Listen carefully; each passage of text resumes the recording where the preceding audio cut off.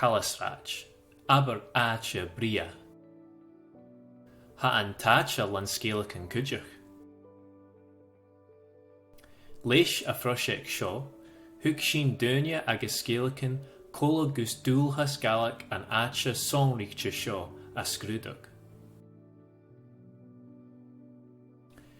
San a farst éile Jane Phrosaic, chrúthich sin comic bealaríis galach le dá bhunscoil únadal. Hannic na scéalachan uile go léir bhó rúlthas galach Chalasraid.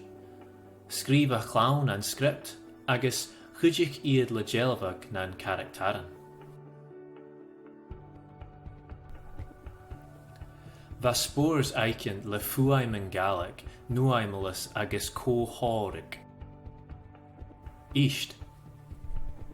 And then we have some banana police officers with saying Colonel Lavinson Aher, which means put your hands in the air. Va a chlán go má mac menamnach. Chlach sin na beachtan aca agus an uair sin chuideach luch íalainn sin gus an comic mu dhearag a dhéanamh.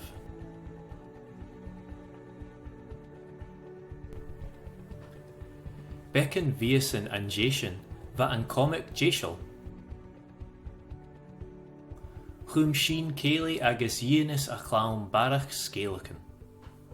Suddenly it reveals itself as a terrifying elf ushke, whatever that is, which has red eyes, sharp teeth and black scales. Va a thula duine virin an comic aicean, na hinavich cuideach. Va na scolarin moichel as an ober chrúai aca.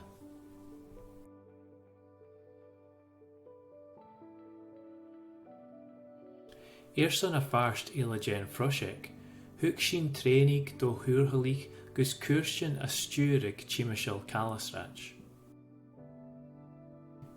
Thosaigh an Phrosaic aicean le cuairs a galach le rúraí macail dhéhan, rúraí animal. Thug rúraí sin cuirsin tráiricha tíimiisiil Chalasraid, gus dheonsachug mu éanamanáte agus bealaríis. Va tóir scéalachan ann agus beccan sein. Cailleach baine bhrích córó, bhrích córó, bhrích córó. Cailleach baine bhrích córó, cailleach fórnam fuair bheanna. Va an cuirsa seo an asci, ach dheontaigh an luch phríthalaí na cuirsin tráirichte ach a héin a stúrig na sáte arst. San táhain agus san dúlach thug na suúrthalich aigean duine go cregan Chalasraid agus a bhrach lín. Rain iad an cúit eolas agus chlach iad tór galach. Thug na cuirsin sin na sasca dúlchas galach Chalasraid. Duine a ginse scéalachan san áte bhria seo a bhéal dat na seaar.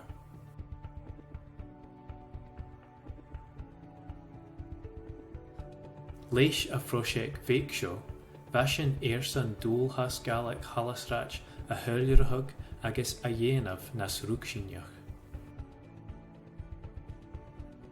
Rain sin seo le bhí a ginse scéalachan, cóla.